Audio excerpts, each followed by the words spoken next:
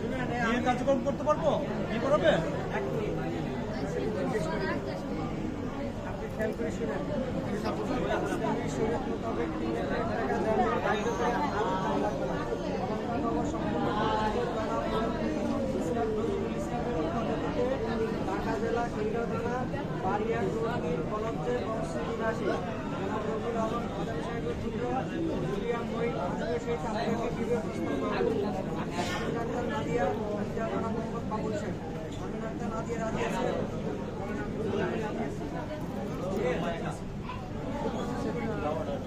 কবুল করিলাম। বলো, দাঁড়াও, কবুল করিলাম। বলো বলো, জোরে বলো, বলো বিসমিল্লাহ কবুল করিলাম।